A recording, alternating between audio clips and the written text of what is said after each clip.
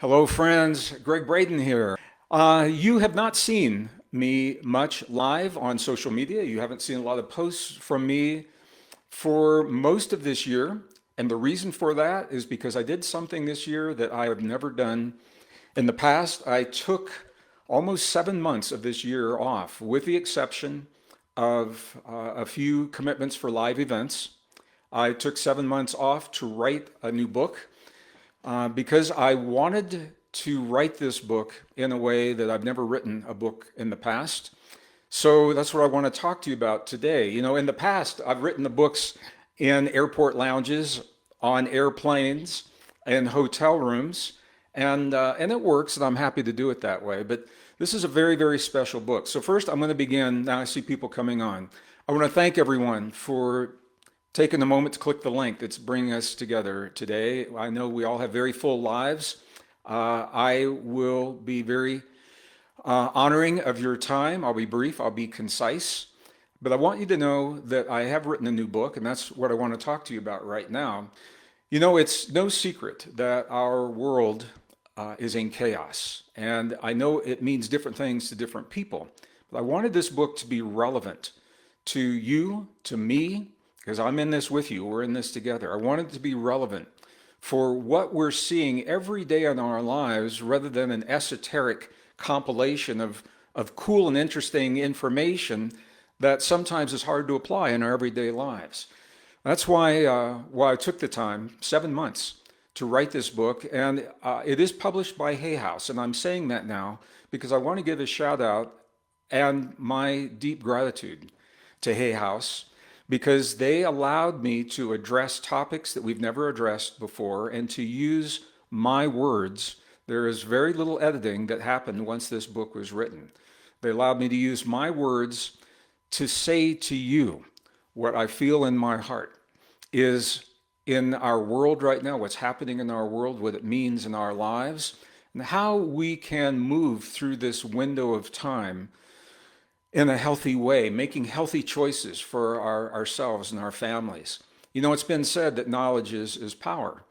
And when we understand, when we look at the big picture and we understand what's happening in the world, then we have choices. And the knowledge allows us to make healthy choices for ourselves, for our children, for our families, for our communities, for our society, for our nation, and for our planet. And we're all in this together. So why did I write this book? There are two parallel themes in Pure Human.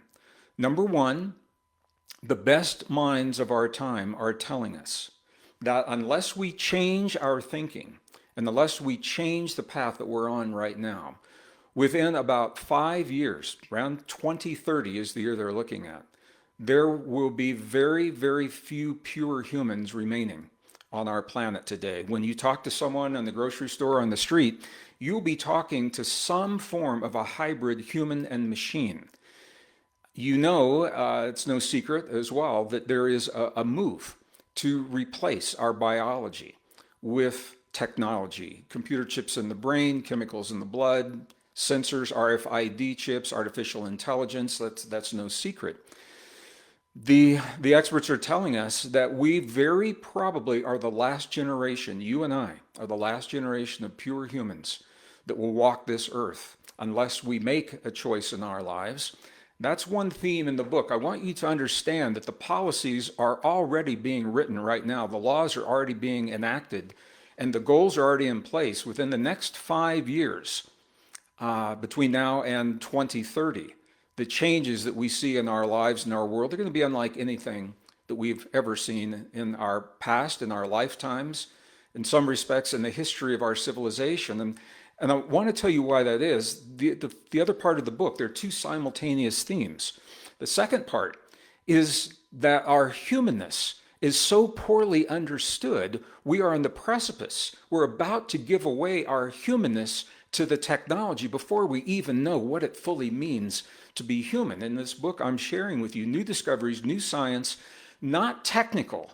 It's not a technical book. It was written for everyone from homemakers and students to engineers to truck drivers to scientists to scholars, because we're all in this together.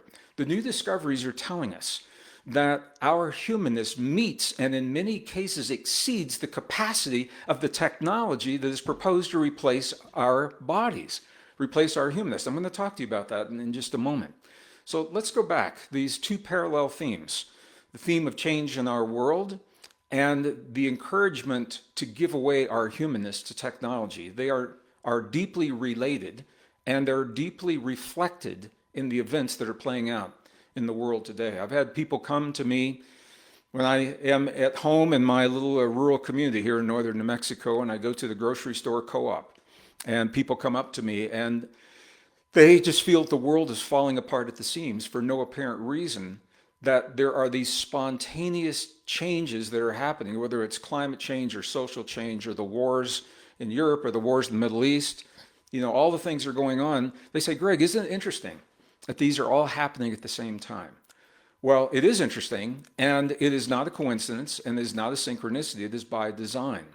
There is a concerted effort to remake this world and to do it within the next 5 years in ways that we have never seen before. Now, of course, we have seen humans impact the world around us. We've always done that. We've had the ability to impact our ecosystems, clear-cut forests, you know, pull fossil fuels out of the ground and pollute water sources. And, you know, we've always done that.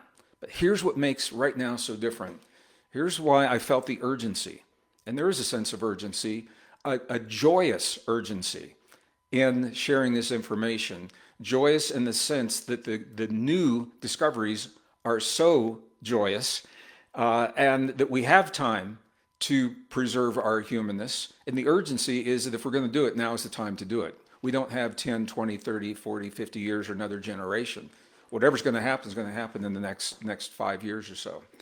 So we have always had the ability to change the world around us. Here is what makes now so very different. For the first time, we have the technology and we also have the desire to change the world within us, to change our very humanness, to change the biology, to change the genetics, to change the DNA, to change the cellular structure and the function of our bodies in ways that reflect the ideas and the agendas of other people. We've never had that before. And here's the catch. Once we make those kinds of changes, once we engineer the genetics of the human body, once we do that, we can never go back to what we were in the past. It's not like you can make a genetic change and say, let's check this out. If it doesn't work, say, whoops, it didn't work. Let's go back to where we were. You can't do that because of the way we're designed. Once we embrace these changes, whether it's artificial intelligence or chemicals in the blood or the replacement of entire systems within the body, once we do that, our body morphs and it adapts to that new change. We become different than we were before that change. That's why we can't go back to the change. We evolve in a sense, but this is not natural evolution. This is an artificial form of evolution. In my opinion, it's not in our best interest. It's not in the interest of our children. And very few people are saying that. You and I are the product of multiple generations where we have been led to believe that we are powerless victims of a world that we have no control over. We have been led, and our young people today, in school, today, while we're having this conversation, they're in classrooms, and they're being told that our humanness is a flawed form of life, F-L-A-W-E-D, flawed form of life, that we need something outside of us to compete in the world and be successful in business and be successful in whatever endeavors that we choose to put our time, energy, and life into. Among the flaws that are identified are human emotion. They say that human emotion clouds our ability to think clearly and make good decisions. And maybe in some cases that's true, but it's also because of human emotion that we have the uniquely human capacities of sympathy and empathy and compassion. These are all functions of a part of us. Now, I'm going to use a word that means different things to different people. And let me define the word, and then let me tell you why it's so important in our lives. When we talk about our humanness, when we talk about love, We talk about healing. We talk about forgiveness. We talk about imagination, creativity, innovation, intuition. All of these are expressions of a part of us that is rarely spoken about in the scientific community. The word that describes these is divinity. Now, I know for some people, divinity can have a charge. Some people link it to religion, and I can see why, because there are schools of divinity that make that connection, and they do good work and they do good things.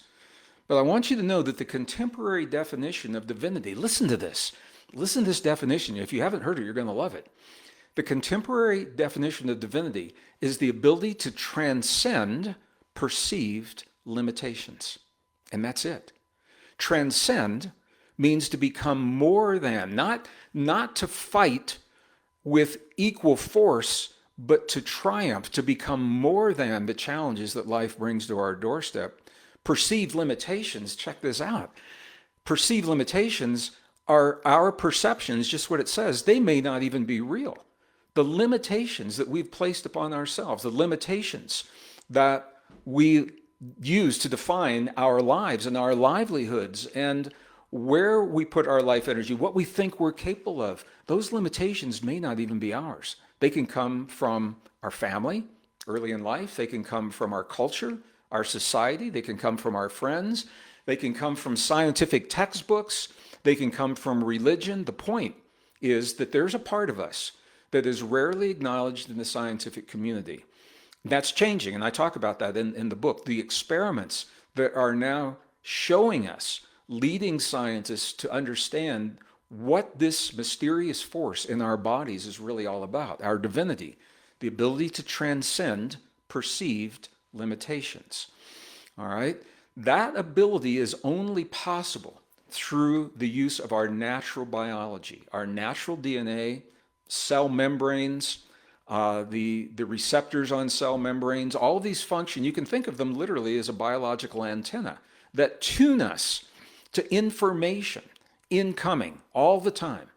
And this is not hocus pocus. It's not science fiction. The best science in the modern world is now beginning to see the human body rather than the sticky, gooey, wet stuff inside of cells that we've been conditioned to think about. They're beginning to look at the human body from an IT perspective, information technology. And they're realizing that the cells of our bodies function as tiny miniature nanocircuits. And every cell is a transistor, it's a resistor, it's a capacitor. Every cell receives photons of information, light coming in from the universe. That light is information that we decode in our bodies, and we emit photons. We're sending information back. Every cell in our body stores and releases that light. Every cell in our body stores information in our genetic code for every successful transaction in our species from the first day that the first of our kind walked this earth. All of those things are happening right now. They're looking at it from an IT perspective. And here's the thing. It is only through our natural biology that we can access our divinity. Only through our natural biology that we can access love, understanding, forgiveness, compassion. It's where our healing begins. It's where our imagination, our creativity, and innovation begin. So as we are led and encouraged to replace our biology with synthetics, with artificial intelligence, chemicals in the blood, synthetic systems within us, RFID chips, sensors under the skin, nanobots running through our systems, as we do that, what is happening is we are severing our relationship to our divinity. And I talk about this in the book. The reason that this is being encouraged is because divinity is where you find your power, and divinity is where I find my power. And when we embrace our power, we have the ability to transcend the fear that we find in our lives. Our world is going to change. We're not going to stop the change necessarily, but it's how we feel and how we respond to that change and what the changes in the world do to us. What do we become in the presence of the change? So we are now on the precipice, and we're being encouraged through marketing, through very sophisticated marketing, really sexy sexy YouTube ads. I mean, I know what's happening and I'm still in awe at how amazing these ads are to accept this technology, this AI, these computer chips into our bodies. What I want you to know, and I'm not saying don't do it, I want you to know that the technology that you're being encouraged to embrace into your body already does those things. All of the technology in the world around us mimics what we already do in the cells of our body. Here's the kicker: we do it better. We do it better. The computer chips that our young people are being taught to worship as our saviors. Those computer chips, are they fast? Absolutely. Are they efficient? Absolutely. But here's the thing. Those chips will always be limited by the physics of the stuff they're made of. If it's a silicon chip, the information can only travel between those silicon atoms at a certain speed within a certain amount of time. They are, when we talk about scalability, how far can we scale the computer chip? There is a finite limit to the scalability of a computer chip. Now, you take a look at a human neuron. What is the scalability of a human neuron? I'm going to tell you the honest truth. Scientists do not know. And here's the reason, and this is the good news, and this is what's so exciting. Every time they push a human neuron to what they believe is a limit, we do what humans do. We morph and we adapt to that new condition, and in that adaptation, we open the door to a whole new vista of possibilities for that neuron, and it happens again and again and again. What is the scalability of a human neuron? The truth is, we are unlimited. We don't know what that limit is.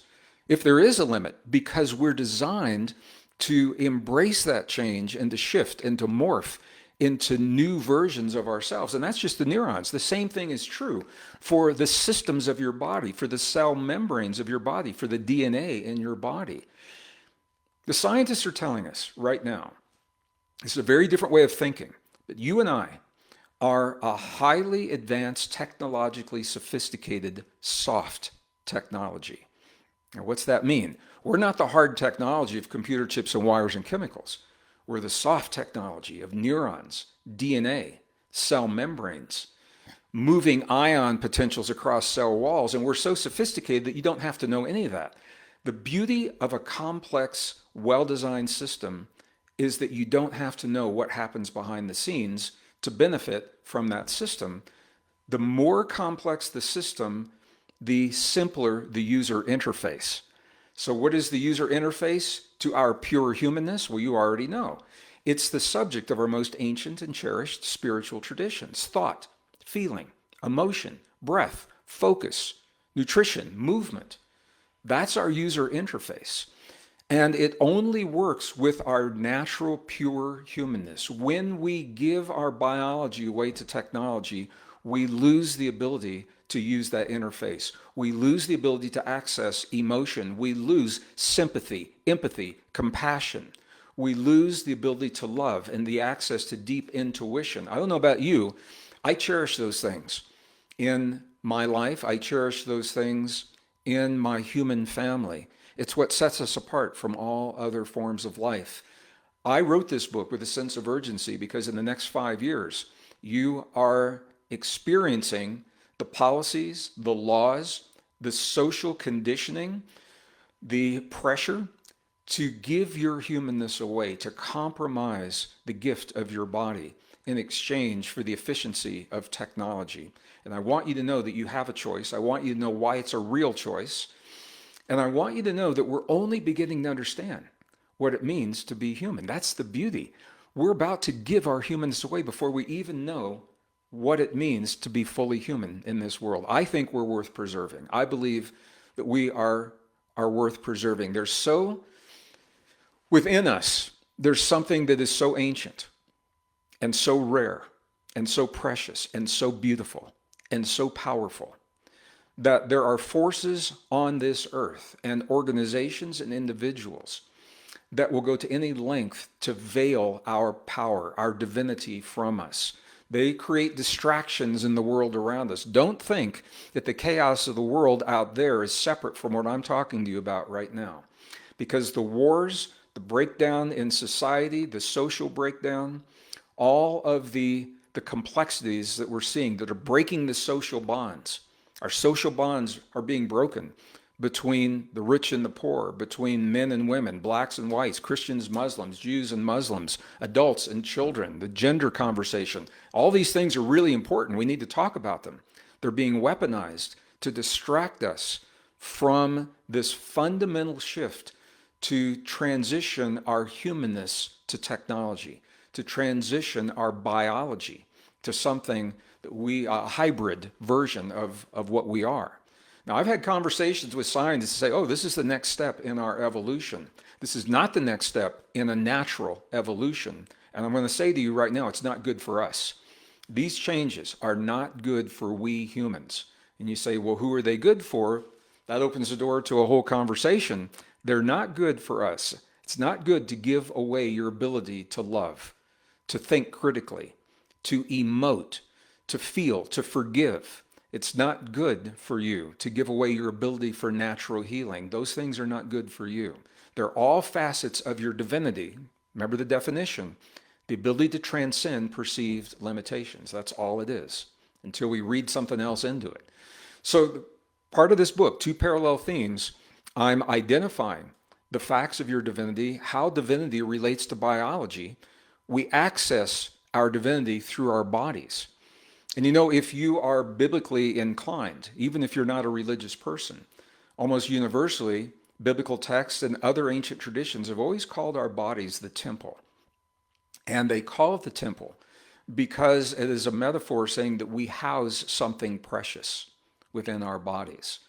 You know, I've spent a lot of time, some of you have traveled with me to some of the most ancient and remote and isolated and mystical places remaining in the world today.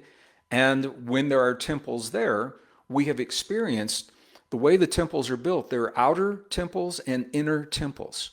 And in the innermost portion of every ancient temple, there is a place called the Holy of Holies where the most sacred information is stored. All right? That's in the physical temples in the world around us. And we think of our body as a temple.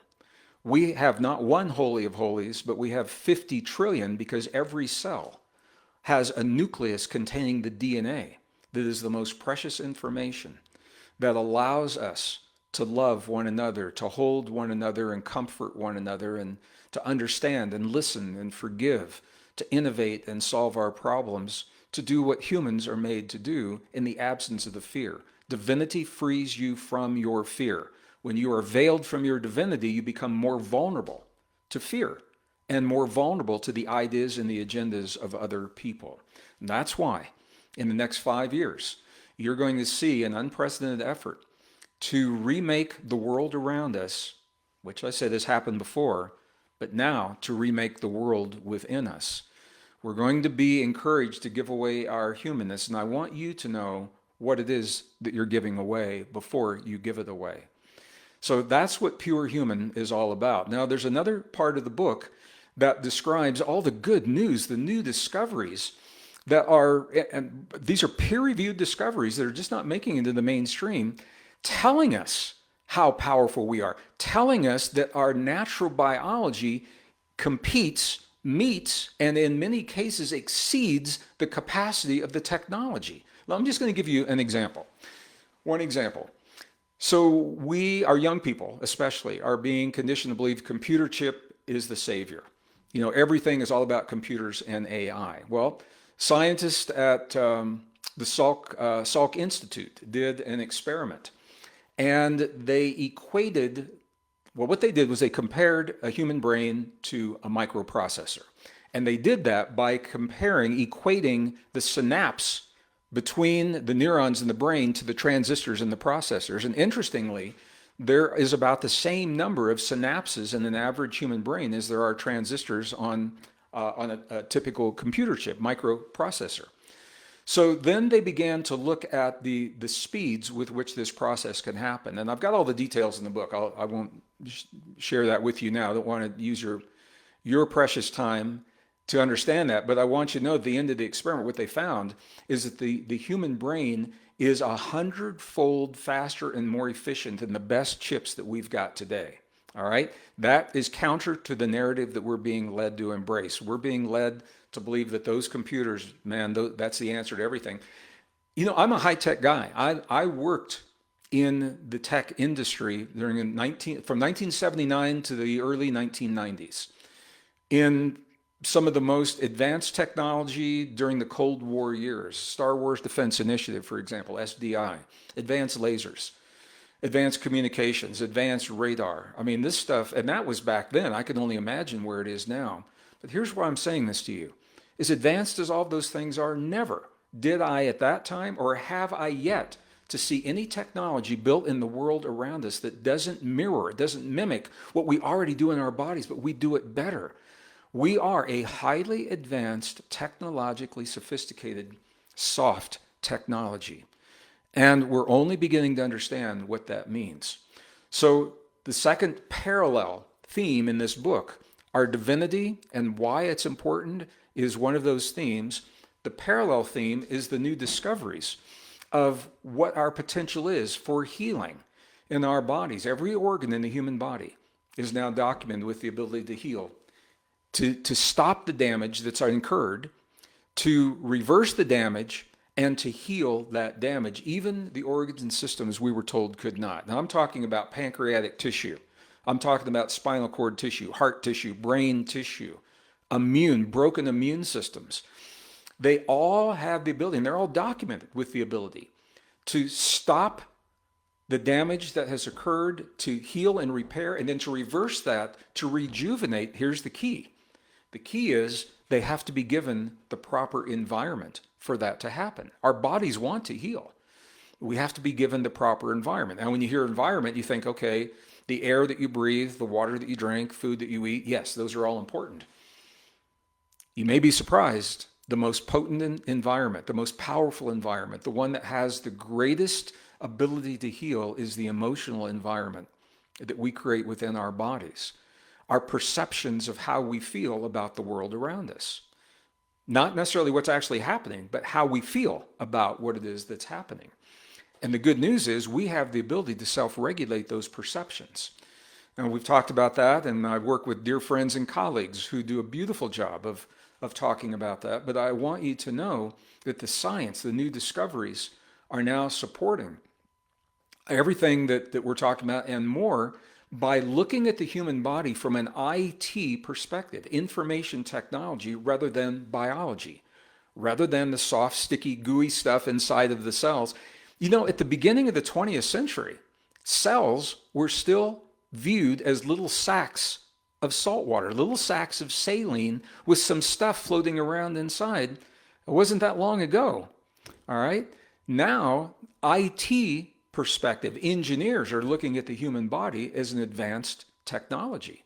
And from that perspective, they're opening the door to deep truths about who we are and what we can do. And once we embrace those, the urgency for the external technology diminishes.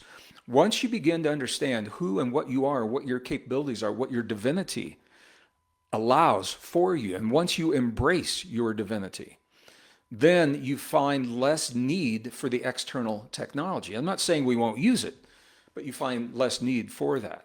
There's a third part of this book, chapter 7, and if you want to go directly to chapter 7, you can check it out very, very quickly. Chapter 7, I'm identifying the forces, the organizations that are moving us in a direction that is counter-human, counterproductive to our humanness. And I'm also identifying the techniques of indoctrination that are used through the media. Social media, media silos, mainstream media, the narratives that are being used to entice us to make the choices from within that lead us in a direction that steals from us the very thing that we cherish, and that is our humanness. Once you recognize the tactics, once you recognize the marketing tactics, then you can identify them and make healthy choices for you and your family. And it's more than just unplugging from social media. I mean, of course, turn off the computers, that's all good.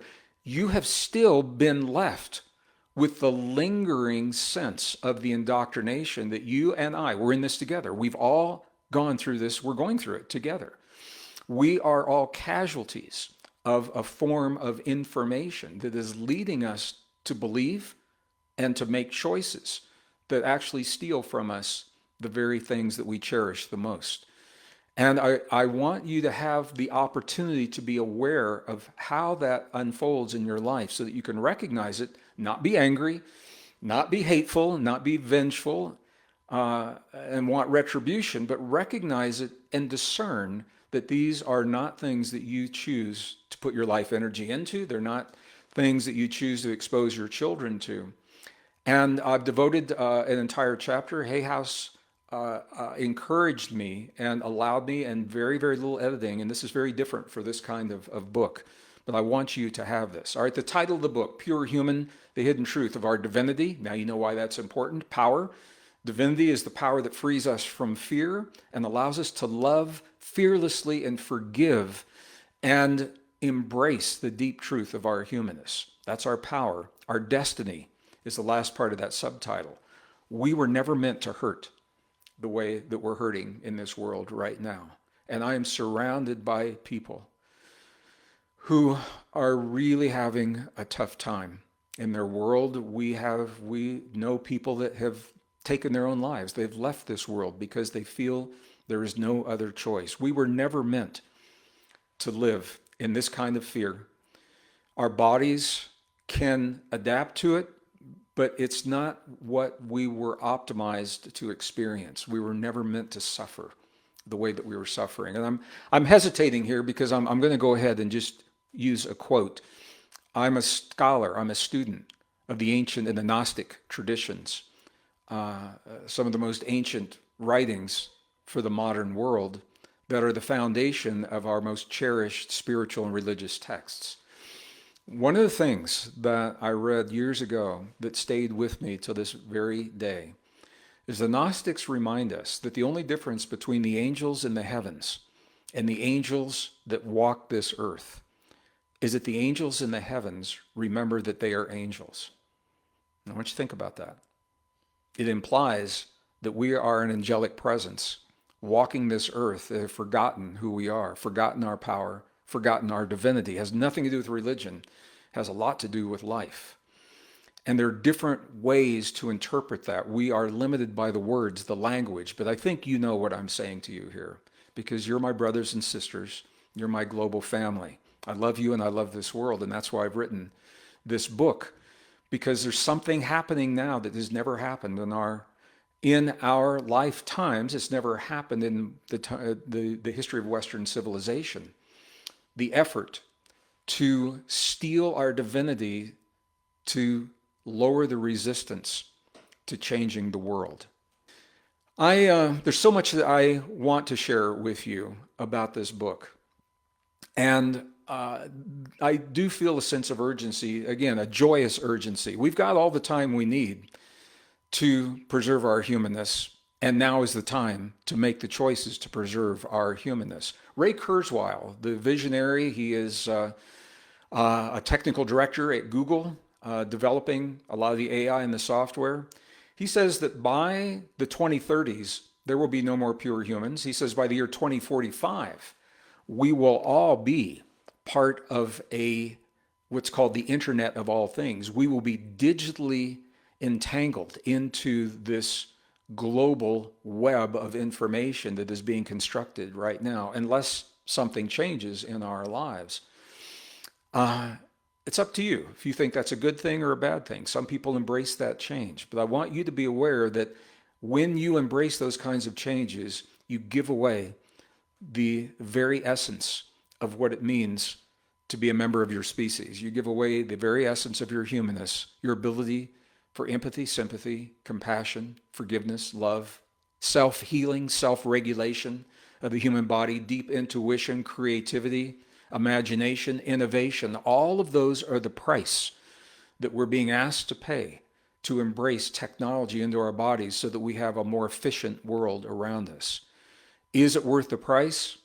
That is a decision that you have to make in your lives. But I think it comes down to something much simpler. It comes down to love. And this is what I want to leave you with today. It all comes down to love. I love this planet. I love the people of this world. I love you for your courage in making the choice to bring the light and the love into this world that you have done in all the ways that you have done it. And to stay with it, because it's not easy. It's not easy, but we're worth it. Our humanness is worth it. Our children's world is worth it. Our species is worth it. And this isn't something we're talking about 20 years in the future. It's today, because the policies are being written, the laws are already being enacted. It comes down to love. The question is simply this: do we love ourselves enough? And I'm going to make this personal. Do you love yourself enough to embrace your own humanness, to embrace your own divinity, and to accept the responsibility for what it means to have the power of that divinity on this earth? Do you love yourself enough? The choices you make in your life are the answer to that question. You don't have to answer me. It's the choices you make in your life. Pure Human is a guidebook, and it will help you to make healthy choices. It will help you to recognize when there are forces and powers that are pulling you from your humanness and encouraging you to give away the very essence of what it means to be human and divine in this world. That's why I'm inviting you to check out this book. Check out the book, Pure Human. Thank you for sharing a little bit of your day with me today. Once again, pre-order purehumanbook.com. And if you haven't done so already, write the words Pure Human in the comment section for a 5-book giveaway. I love you all. Thank you so very much for your love and support. You will be seeing more of me on social media now that the book is written. And thanks for hanging in there with me while I took the time to write. I hope you enjoy this book just as much as I've enjoyed researching it, pulling this information together, and offering it to you in the way that I am. Love you all. Take good care. I look forward to our next. So let me just share, Gregg, Bruce, and Lynn have helped hundreds of thousands of people all over the world to harness the fullness of their human capacities so they may evolve into their peak human potential. This is the first time they've collaborated on a program such as this. Now, let's talk to Gregg, Bruce, and Lynn about the exciting topics we'll be exploring with them today. And Gregg, to get us started, do you want to talk a little bit about the concept of transhumanism that's blurring the line between human and machine and what it means for us as evolving humans? It's a big topic, Steve, and I think it's a perfect place to begin. You know, it's been said that the best way to hide something is to keep it in plain sight. And I think this conversation could not be a better, more beautiful demonstration of that principle. There is a movement that actually began early in the 20th century to fundamentally change the way the human body, the way our biology is presented in the world. It is based upon a false assumption. So I'm just going to share with you this false assumption. The assumption is that we are flawed as a carbon-based form of life, that humans are flawed by their nature. And because we are flawed, that we need something outside of us to be successful in life, successful in the world, and to be healthy in our bodies. And that something is technology. We're being taught that we are victims of circumstances beyond our control in the world, and as victims, we need a savior. So these ideas, this thinking originated early in the 20th century when there was a technological revolution then. Now this technology has evolved to the point where it is taking leaps and bounds. It's not a linear progression. We're talking about exponential progression of technology.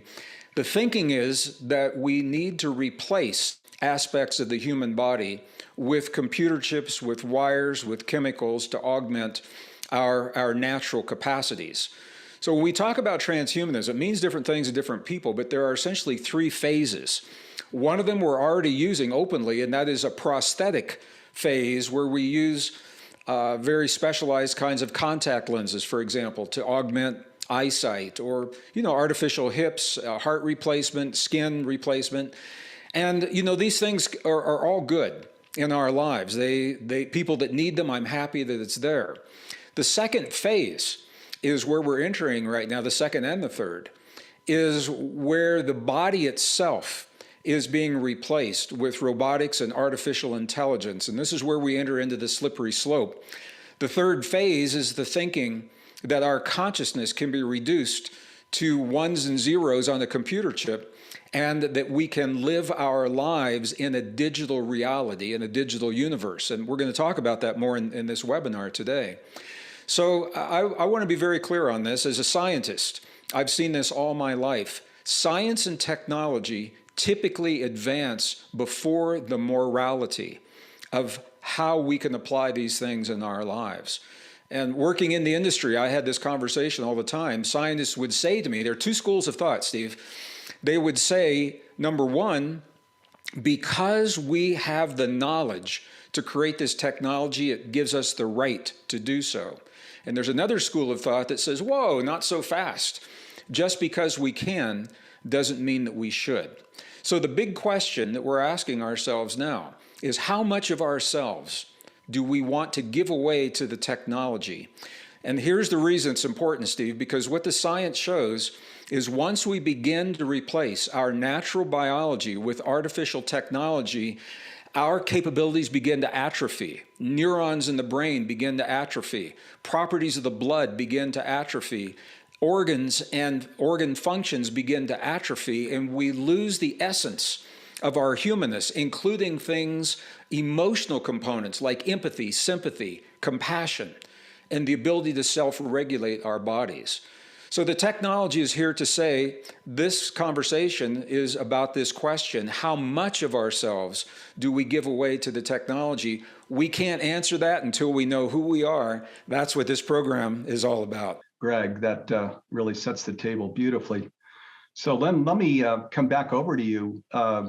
Futurist John Nesbitt has said that the greatest breakthroughs of the 21st century won't occur because of technology. They will occur because of an expanding concept of what it means to be human. Can you respond to this? Absolutely. Such a great question, Steve.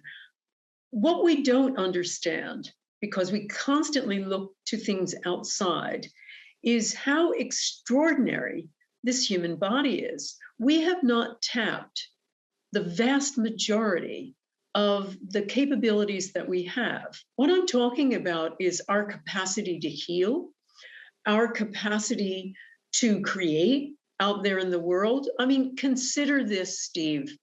Consider a breastfeeding mother.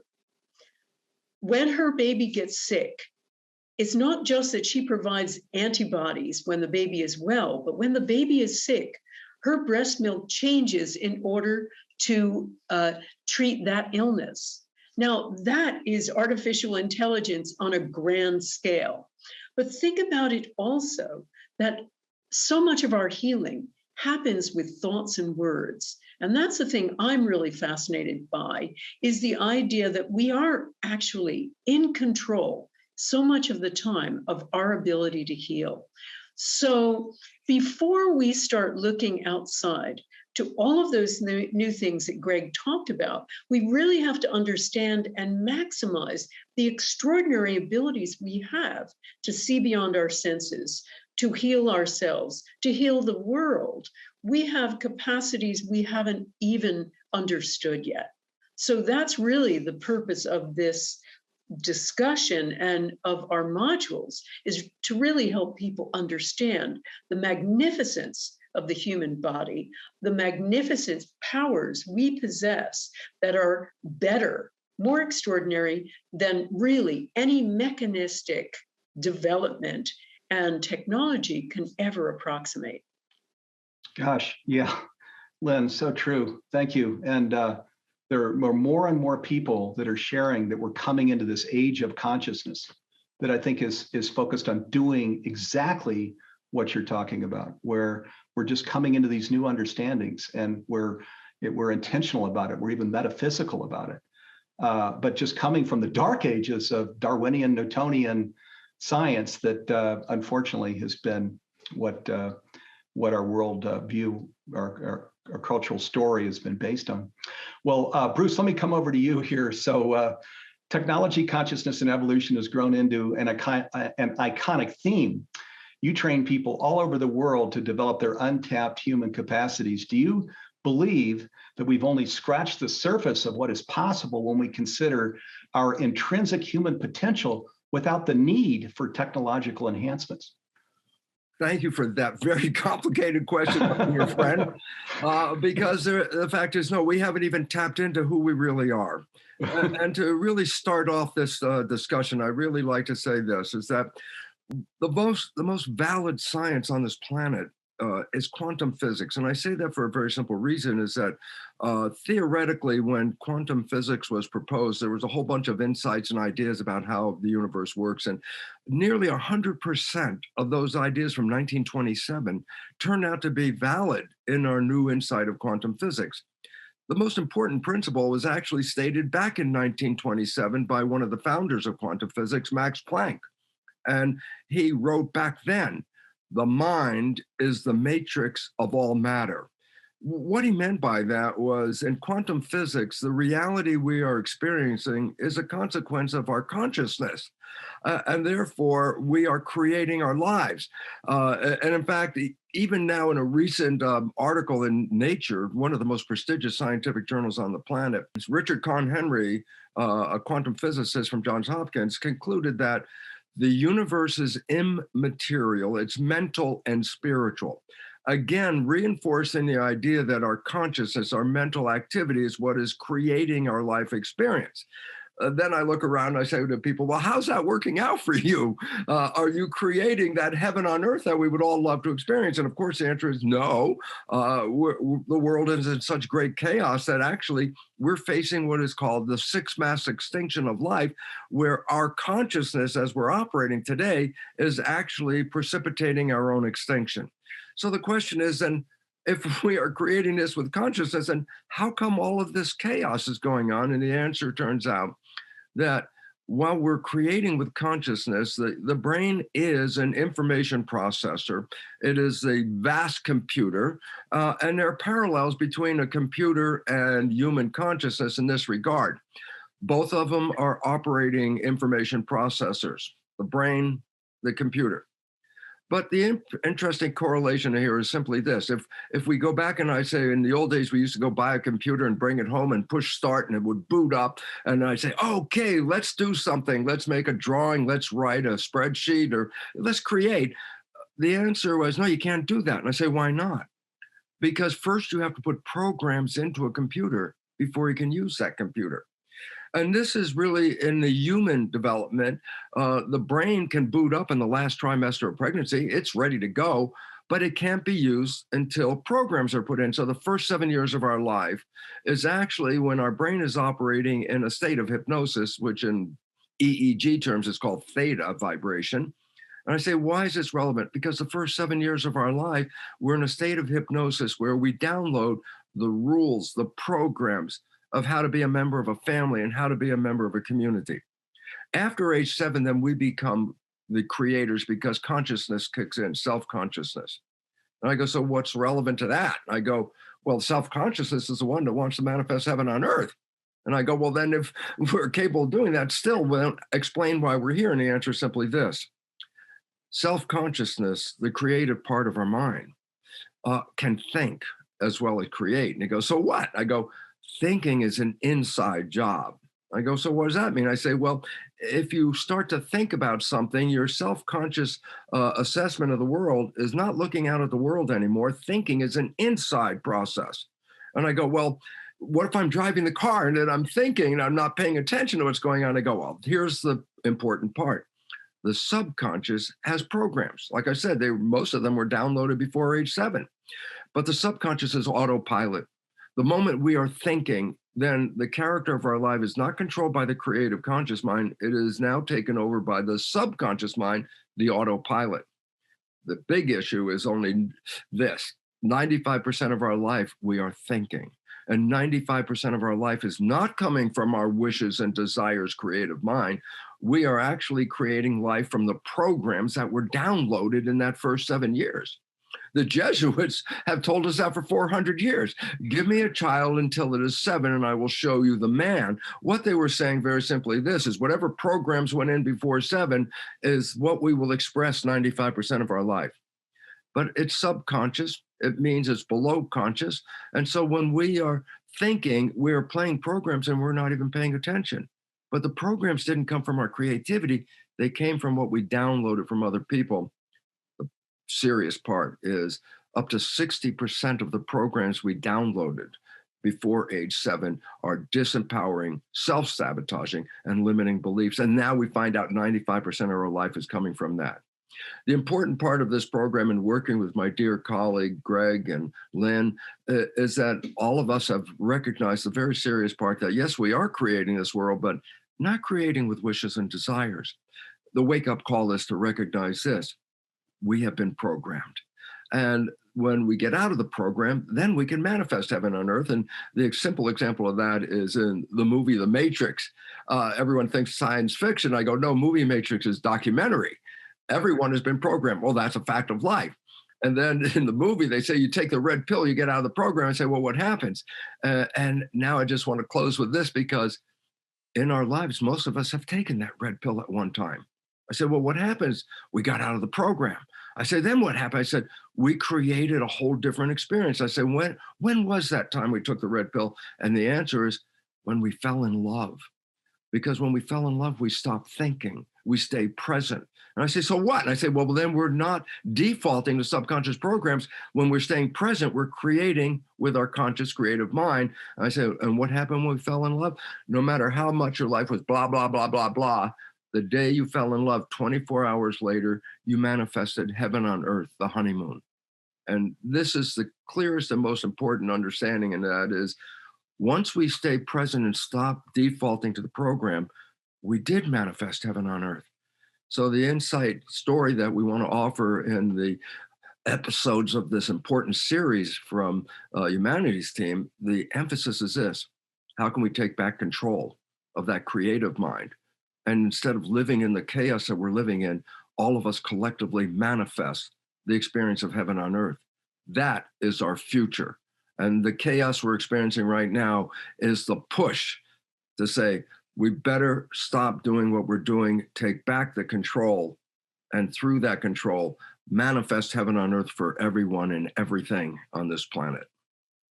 Amen. Amen and amen, Bruce. Yeah. And boy, as we know, when we're reaching for heaven on earth here, but our feet are on the ground. This is a grounded process that we're talking about. Where you stay with us, you'll see what we mean here. There's science to this whole process that we're discussing. So let me come over to Gregg here to talk about these scientific studies that are using brain implants that are going to trial now, and may seem to be, and many also seem to be excited about living near full time in the metaverse. Can you speak to the things that people might want to be mindful of as they look at these things and more that are unfolding in the technology environment? Absolutely, Steve. Thank you. I just want to build on everything that Lynn and Bruce have said. Bruce, I'm in love with this conversation, so I'm in heaven on earth right now. The best science of the modern world is now revealing a very different way of thinking about us, about the human body, Steve. And what science is now showing is that we literally are a highly advanced, technologically sophisticated, soft technology. Now, when I say soft technology, we're not talking about computer chips and wires and chemicals. We're talking about neurons, cell membranes, and ion potentials moving across cell walls, and the ability to self-regulate all of these functions at will, on demand, in a way that far, far exceeds anything that a computer or computer systems can do today. Computers are fast, and this is absolutely true. The computers are fast, but here's the thing: a computer chip is made of a finite material, silica, that has finite boundaries that cannot be scaled beyond a certain level. Our neurons, we don't know how far we can scale. We don't know what the upper end of our capacities for thinking and memory and cognition and recall and empathy and sympathy and intuition and all of those and more. We don't know the upper end. And this is what Lynn and Bruce are saying. They're saying that with the technology that's coming on board, the threat is that we will relinquish our humanness, the very essence of what makes us human, give it away to the technology before we even know what it is that we're giving away. Now, the answer to your question, and to tie back into my first statement, the best way to hide something is keep it in plain sight. There's a very clever marketing campaign right now, especially targeting young people, that is making some of this technology look very hip and very sexy. And one of the most recent examples is what you just mentioned, Steve. It's the metaverse. The metaverse is a digital reality that is now possible because of blockchain technology. It's a new, relatively new technology. The metaverse is an artificial reality where individuals in this world project themselves as avatars, as mini-me's into the digital world, and they live their lives. Business decisions are made, business mergers and acquisitions happen, real estate is being bought and sold, intimate human relationships are happening, and it's all in this metaverse. The problem is, and the science is very clear, is that when we begin to engage more and more in this artificial reality of the metaverse, more and more of our bodies begin to atrophy. I have to read this. This is because I want you to know this isn't just my opinion. As a scientist, I'm sharing the peer-reviewed science. This is from National Institutes of Health. The discoveries are that neurons are being constantly generated in the hippocampus of the human brain. It's not like we have a set amount. When we don't use those, it's use it or lose it. And this is exactly what they're saying. Most of the cells that are generated in the brain will die unless they are engaged in an effortful learning experience within a week of when they are presented. When young people spend hours and days of their lives in this extraordinary world, they wake up in the morning and they put on a helmet and they have the extraordinary images and the sensations and the colors and the sounds in the digital reality, they are less willing to engage in real human experiences, the emotional exchanges that build their ability to solve problems and social interactions. There are actually new psychological terms are being developed to identify how deeply this is happening right now. A part of this, and this, Steve, this goes directly to your question, a part of what makes this possible is we now have computer chips that can be inserted into the human brain and allow the individual to directly interact with the computer hard drive with no wires, no keyboards, and they're making this look very cool for young people. So for a young person, they say, you mean I can do my gaming without a keyboard? Sweet. You know, who wouldn't want that? Because they have never been taught how precious and how rare and how extraordinary our soft technology is, the power of the human body. So I think what we're doing in this conversation, Steve, we're not telling people to or not to engage. We are giving people a heads up that there is a technological movement that is encouraging us to give ourselves away to the technology. Once we do that, we forever relinquish aspects, very unique aspects, as I mentioned before, empathy, sympathy, compassion, all of these things, they're gone. And once they're gone in one generation, they'll never come back in the next generation. We change as a species. Do we want to give ourselves away to AI and computers in exchange for being logical, for having fast processors, in exchange for the very essence of the capabilities that we love and cherish, the emotions of our humanness?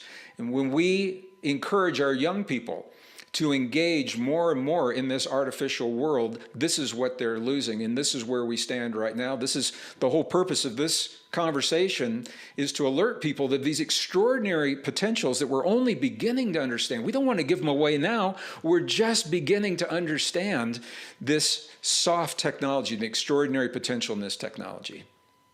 Yeah, boy, thank you.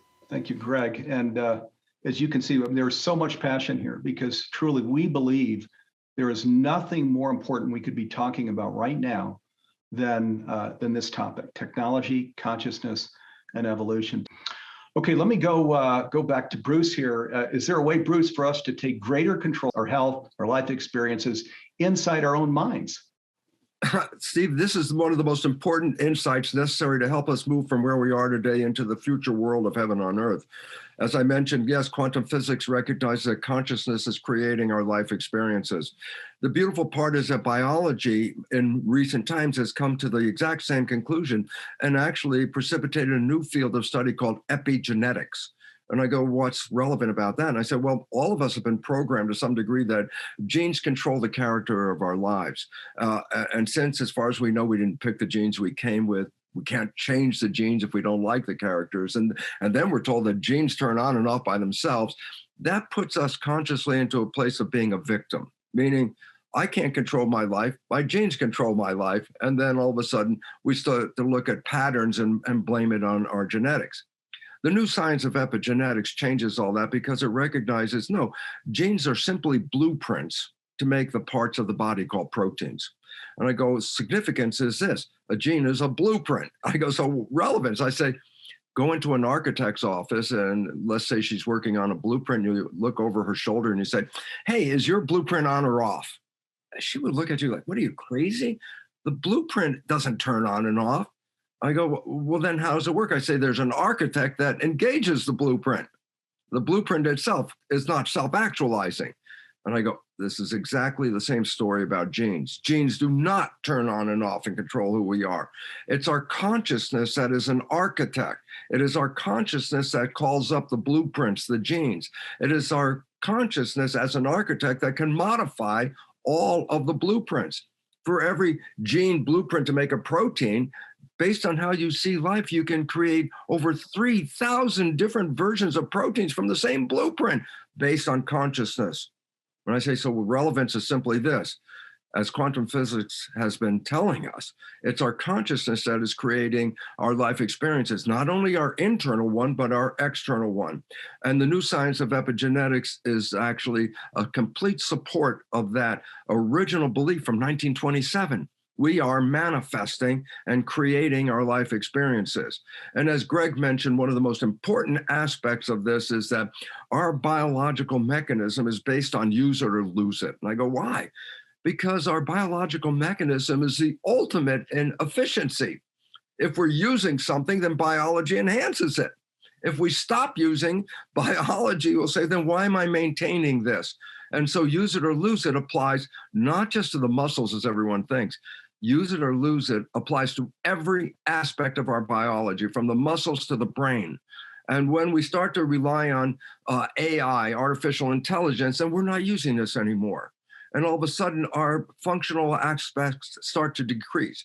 Human creativity has been decreasing over the last 20 or 30 years because we're not exercising our creative capabilities. Schools are not encouraging thinking anymore. Schools are encouraging reacting. Here's how you react. Here's how you respond. But what about using the creative character? And as Greg mentioned, if we stop using the creative character, the neurons that provide for that disappear. They are taken away.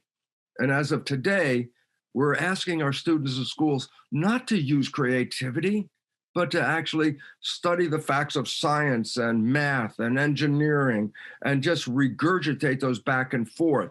Where's the creativity? We lost it. And now we're going to think of, oh, well, let's be creative with artificial intelligence. I go, artificial intelligence has nothing on the power of our own creativity. Consciousness is who and what we are. And the evolution we're facing is not a physical change in the human body.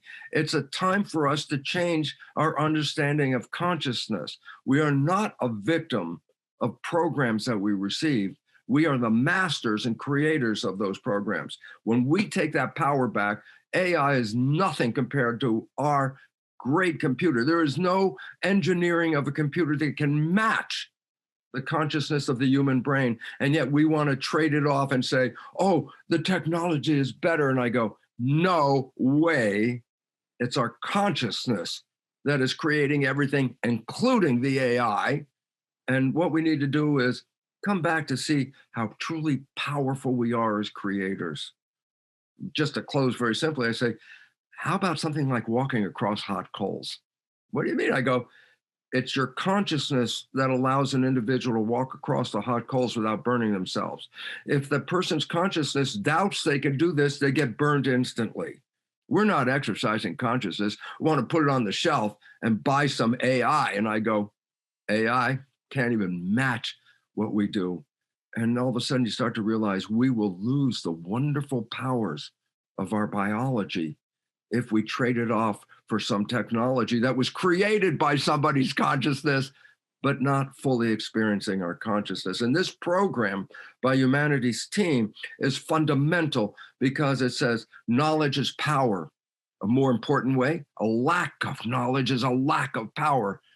And what Lynn and Greg and I are here to offer is empowerment, because we have knowledge to offer you that you haven't been programmed with yet. And when you take that knowledge, you become the master of your life and not the victim of circumstances. Yeah, boy.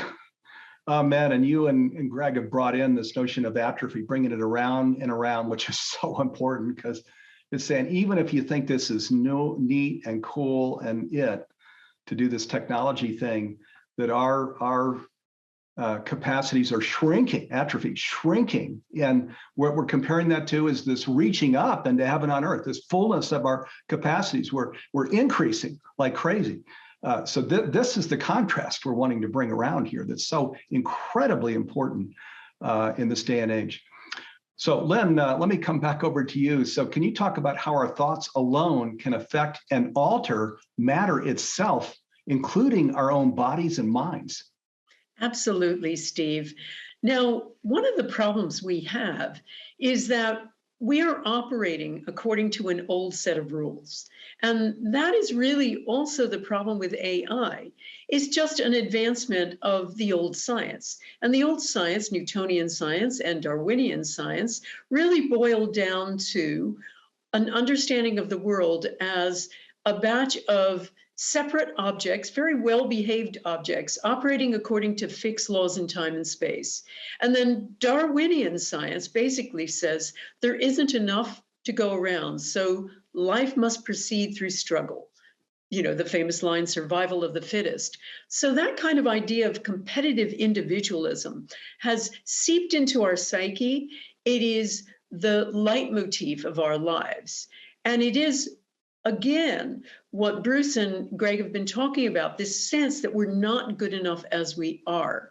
But the new science shows a very different story. That old science is out of date. The new science shows we're inextricably connected. Even our subatomic particles are connected through a quantum energy field. But also, we are connected through our thoughts. Our thoughts are trespassers, essentially. We're beaming out 24/7. New science shows thoughts are not locked inside our brains. Consciousness is not inside our brain. Essentially, the language of our body is not chemistry and electricity alone. It's frequency. So we are energy, as Bruce has been talking about. Consciousness is energy. Life is mental. Our consciousness is everything.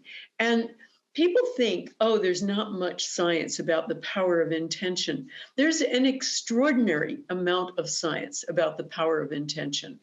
We've seen the power of the placebo. The placebo works 60 to 70% of the time. There's an enormous body of evidence about the placebo effect. And what that boils down to is our consciousness, our mind is affecting our body. And we see this all the time. But here's the other thing, Steve, that's so extraordinary that I talk about in my modules is aside from the power of thought, we have the power to see beyond our senses. We have the power to go back and forward in time. We have the power to forecast things. We have the power to heal. Now, aside from all of those studies in the lab, I've done 40 intention experiments where I've worked with scientists around the world and invited my audience, my readers around the world, to come on at a designated time and send intention to a particular thing. We have had of those 40, 35 have shown measurable, positive, mostly significant effects.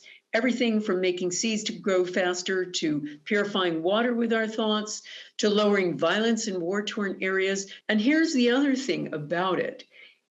Doing those kinds of intentional things in groups, whether it is the intention experiments or small groups of 8, like I talk about in my program, we find that there is an effect on the senders as well as the recipients. And we see this all the time in small groups too. There is a communal effect. And I want to just bring that round to the final comment about how things are going to atrophy. The science shows that we were meant to live in community. We live longer, happier, healthier lives if we do things for other people. We need to belong probably more than we need to eat or have water. And so one of the big problems of AI and the metaverse is it increases isolation. It increases the kind of human connection and belonging that is essential to our being. So that's probably the most extraordinary thing of all about us. When we're in community, amazing miracles happen. Yeah, boy, beautiful. And there's so much that you covered there, but this aspect of that you often share is that the senders are experiencing healing with the receivers, which is so awesome. I mean, isn't this beautiful? The community works this way. We're coming together for a common purpose and intention involving a receiver, and we're a sender. And guess what?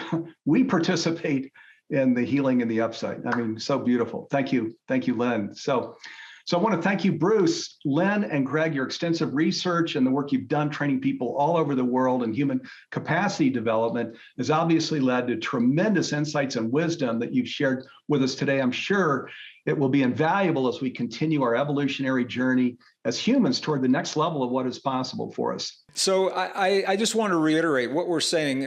None of us are saying that technology is good, bad, right, or wrong. Technology is with us. It's not going away. The question is the role that we invite it or the role that we allow it to play in our lives.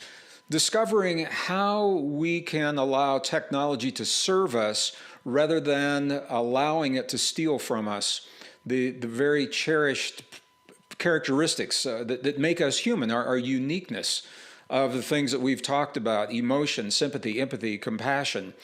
So I'm excited because in this program, Technology, Consciousness, and Evolution, what we're doing, each of us, through our own lifetime of research, we have over 120 years of collective experience in this course, Steve, in our own unique ways and where the overlap is. We each are sharing, number one, the information that gives us the reason to think differently.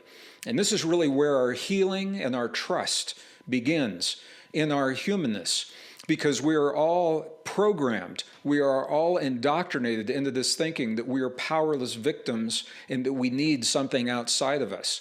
So when we share the science, peer-reviewed science, we share the research, that's the foundation to shift the thinking. And then in addition to that, the kinds of experiences or the techniques that help us to make those shifts in our lives. I know we each have done this in our modules in the way that we know best. So for my module specifically, I'm sharing each module has a scientific principle and then the way to apply that. in our lives, whether it's a deepening awareness or whether it is actually a process to create coherence between the organs of the human body, or to awaken deep states of intuition, cognition, super memory, super learning, super resilience. But all of those things, once we go through this program, it is both the solid foundation of a new awareness and then the techniques that allow us to bring that awareness into our lives and in the lives of our families, our communities, and our loved ones in a healthy way and in a meaningful way. So perhaps, Steve, for the first time, we begin exploring what it means to be human on these very, very deep levels. Yes, boy, and so important collectively, and then getting down into these actual untapped potentials and how we can climb that ladder into the fullness of our untapped potentials and capacities. Thank you for getting that discussion started here, Gregg. And so let's go inside this program now to tell you a little bit more about it. As you can see, there are 24 original video modules. There are 3 brand new video modules, and then there are 3 mentoring sessions. There's actually a lot more, but that gets this conversation started. So as we go down inside of this masterclass, Technology, Consciousness, and Evolution, the first 9 modules are with Gregg Braden. And Gregg, do you want to just talk briefly about your 9 modules? Sure, Steve. Well, when we put this program together, we knew from our scientific background where this trend was headed. We had no idea it would move as quickly as it has, or that it would be where it is now with the metaverse and things like that. So these first 8 modules are laying the foundation that I just described. Each module describes a scientific principle, the battle for our story. There is a battle for who we are, what our capabilities and what our potentials are. It's playing out in the mainstream media, in our classrooms and textbooks. And as we develop an awareness of that, we can become more aware of how we are buying in to the false assumptions and the obsolete beliefs of who we are. And all the other modules then build upon this about the transhumanism that is with us. It's not going away. The question is, how much of ourselves do we want to merge with machines and AI? The bottom line, Steve, for me in all of this is the better we know ourselves, the less dependent we become on the external technology, and the more we can allow that technology to serve us and help us become the best version of ourselves rather than enslaving us and limiting our uniquely human potentials. So this is why I've organized all of these modules in the way that I have. The Inconvenient Discovery, module number 5, tells us that the human genome experiment and the Genome Project actually began to reveal to the scientific community everything we're talking about here now, because the genome doesn't work the way they thought it would work. And it opened the door to the question, if it's not what we thought it was, then what is it? Literally, module number 6, we are the technology we've been waiting for. Every cell in our body functions as resistors, capacitors. We transmit light, we receive light. And all of these things we self-regulate through thought, feeling, emotion, breath, focus, consciousness, and the biofields, programming them. This is what Lynn has just been talking about, how we use our soft technology to access and experience in the field. We are the field. So it's not like we have to connect with the field, it's how we engage with the field in our everyday lives, and then the power of language to do this. But Steve, when we put this together originally, we didn't know where things were going. The new module, module number 9, expands upon where we are right now, the metaverse, how it works, what it's doing to our bodies, what it's doing to our minds, what it's doing to our children. And again, not to make it go away, but to allow it to serve us in a healthy way. And it's up for everybody right now. So I know that was very quick. I want to honor our time here today, but this gives people a sense. Each of these modules has a technique, an application at the end when you finish that module, so you can take this idea and either apply it in your body or apply it in your life with your family and your community in a healthy way. So I'm going to stop there, Steve, because I know we have a lot more to go through. Okay, nice. Yeah, thank you for taking us through that, Gregg. Beautiful. And Bruce, so do you want to very briefly describe your 9 modules then that follow? I would love to briefly describe it, Steve, but thankfully the modules go very much deeper than I can say right now. But one of the modules emphasizes simply this: how do we get here? Why is life the way it is today? Is this an accident or what? And the answer is no. What we start to recognize a very simple fact that over history, civilization has gone through many different changes and experiencing a different form of civilization. I say, well, first of all, what is a civilization based on? And the answer turns out it's based on the answers to what are called the perennial questions. Perennial questions have been asked for over 10,000 years by humans, and they include three simple questions. How did we get here? Why are we here? And most importantly, now that we're here, how do we make the best of it? It turns out that a civilization's character is based on who provides the answers to those questions. And so over time, different answers have come up. And every time different answers to the questions come up, civilization changes. This is not the first civilization that's been here and one that is now in a downhill movement. Let's just very briefly state the civilizations. 10,000 years ago, we were here in a civilization called animism. And this is a civilization where the thought leaders in that civilization told us that we were living in a garden and that we're here to take care of that garden. And that's sort of like the Native Americans or the Aboriginals or the Druids. And I say, fine, that they came up with those answers. But at some point, civilization changed because then they started to recognize, well, there are forces that are controlling our life experiences, and then we assign gods to them. Well, this is a period where animism ends and polytheism takes over because now we have multiple gods, gods of the of plants, gods of water, et cetera, and we attribute all the actions to these gods. The next evolution said, wait a minute, there's not that many different gods. There's only one God, that's monotheism.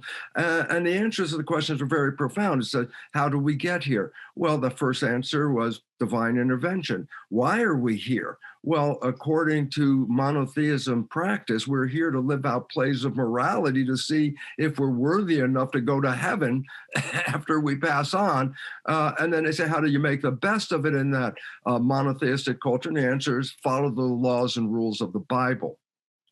However, that civilization ended when Charles Darwin came up and said, wait a minute, we didn't get here through divine intervention. We got here through an evolutionary process changing our genetics. Why are we here? Well, that was a big problem because according to Darwinian theory, evolution was just a result of accidental mutations. And I say, well, if the mutations were accidental, then there's no purpose for us being here. And exactly that was the conclusion of science. But then science did offer us how do we make the best of it? And that is the struggle for survival. As Lynn mentioned earlier, that we're here struggling to survive, and that's why we're fighting all the time. Well, the answers to those questions have recently changed. No, we got here through mutations, but they were an accident. They were adaptive mutations. Organisms keep adapting to an environment. Why are we here is actually to bring balance and harmony. That goes back to the original animists. Yes, the planet is a garden, and look what we have done to it without our awareness. We are precipitating our own mass extinction at this moment because of our undermining of the web of life. And then how do we make the best of it? And Lynn also brought this up, and that was we start to live in harmony and community, not as individuals separated from each other. And if we look at the world today, it's kind of interesting as we're moving from a Darwinian world into a new holistic world that the powers to be don't want us to go there. They're enforcing separation, distance, keep away from each other and all that. And I go, this is anti-evolution. And if we understand this, then we could say, wait, that philosophy is actually taking us away, that we need to move into the future in a different way.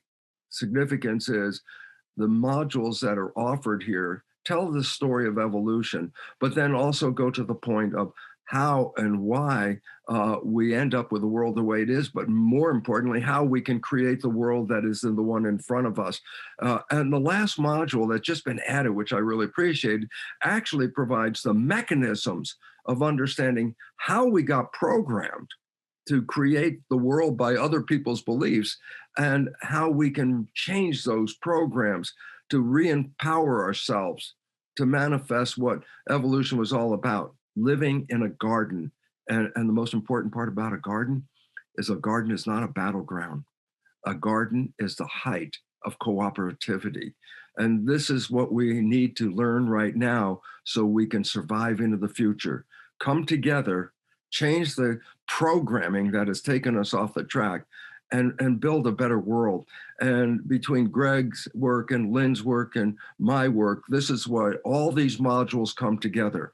How can we re-empower ourselves and manifest heaven on earth? And I'm so excited because the population is currently in that process of leaving the old behind and moving into a sustainable future.